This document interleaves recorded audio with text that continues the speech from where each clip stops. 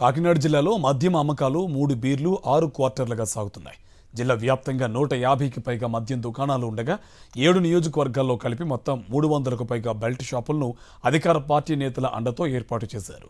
జగ్గంపేట, పెద్దాపురం, పిఠాపురం, తుని, ప్రతిపాడు, కాకినాడ నియోజకవర్గాల్లో బెల్ట్ షాపులు విచ్చలవిడిగా దర్శనమిస్తున్నాయి. ఒక్కో బెల్ట్ షాపును 50,000 నుండి 2.5 లక్షలకు వేలం పాటలో దక్కించుకున్నారు.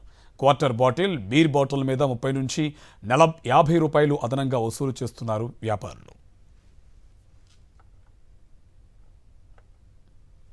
కాకినాడ జిల్లాలో మద్యం అమ్మకాలు 3 బీర్లు 6 క్వార్టర్లుగా సాగుతున్నాయి. జిల్లా వ్యాప్తంగా 150కి పైగా మద్యం దుకాణాలు ఉండగా 7 నియోజకవర్గాల్లో కలిపి మొత్తం 300కు పైగా బెల్ట్ షాపులను అధికార పార్టీ నేతల అండతో ఏర్పాటు చేశారు.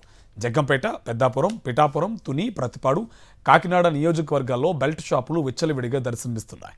ఒక్కో బెల్ట్ షాపును 50,000 నుండి 2.5 లక్షలకు వేలం పాటలో దక్కించుకున్నారు. క్వార్టర్ బాటిల్, బీర్ బాటిల్ మీద 30 నుండి 50 రూపాయలు అదనంగా వసూలు చేస్తున్నారు వ్యాపారులు.